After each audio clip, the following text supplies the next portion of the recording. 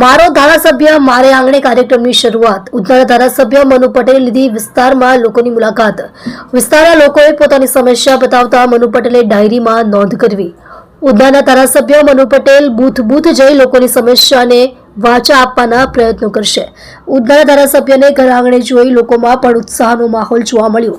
વહેલી સવારે મોટી સંખ્યામાં મારો ધારાસભ્ય મારા આંગણે કાર્યક્રમમાં જોડાયા। તમે જોઈ રહ્યા છો કેપી ન્યૂઝ ચેનલ રફીક શેખની સાથે। આજ રોજ કેવા પ્રકારના કાર્યક્રમ તમારા વિસ્તારમાં કરવામાં આજે 164 ઉધના વિધાનસભાની અંદર અમે એક નવતર પ્રયોગ અમલમાં મૂકવાની કોશિશ કરી રહ્યા છીએ। આપના ધારાસભ્ય આપના દ્વારે, આપના ધારાસભ્ય આપના દ્વારે એનો હેતુ એ છે કે મારે દરેક સોસાયટીમાં દરેક બૂથોમાં અમારે ફરવું છે। મારે મારી ટીમ લઈને આ તો ભારતીય જનતા પાર્ટીની આ આપણી ટીમ લઈને દરેક સોસાયટીની અંદર આપણે જવાના છીએ। દરેક સોસાયટીની અંદર આપણી માતાઓ છે, આપણી બહેનો છે, આપણા યુવાન મિત્રો છે, આપણા વડીલો છે, જે રહેણાંકમાં રહે છે, ઇન્ડસ્ટ્રીમાં બી જેના ધંધા ચાલતા હોય, આ દરેક જગ્યાએ પોતાની જે તકલીફો છે એમને સુરત મહાનગરપાલિકાથી જે મળવા પાત્ર જે ફેસિલિટી છે એ ન મળતી હોય, યા તો એમને ક્યાંય ઉણપ હોય, સરકાર તરફથી કોઈ વસ્તુઓ મુહૈયા કરાવવાની હોય એમાં કોઈ તકલીફ હોય, તો આ બધી જ વસ્તુઓ ઉપર ફોકસ કરી અને એમના પ્રશ્નો અમે લઈએ છીએ અને એમના પ્રશ્નો એનું સમયાંતરે એ પ્રશ્નોનું નિરાકરણ થાય એ દિશામાં આપણે આગળ વધવું છે।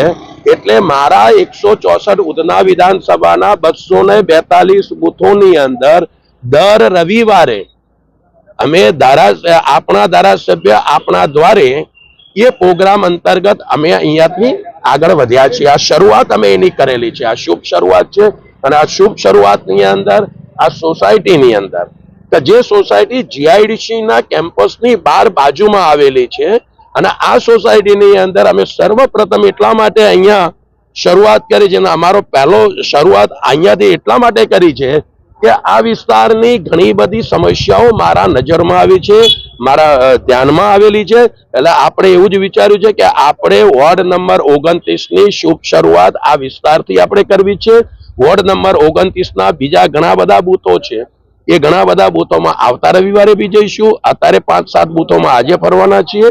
આવતા રવિવારે બીજા એમ કરતા કરતા દરેક વિસ્તારના દરેક વોર્ડના દરેક બૂથોની અંદર આ અમારી ટીમ ફરવાની છે અને દરેક વિસ્તારની જે નાની મોટી સમસ્યાઓ છે એ સમસ્યાઓને મહાનગરપાલિકામાં રજૂઆત કરીને, ઝોનમાં રજૂઆત કરીને, રાજ્ય સરકારની હશે તો ત્યાં રજૂઆત કરીને આપણે એનું નિવારણ લાવી શકીએ એ દિશાની અંદર અમે આગળ વધી રહ્યા છીએ।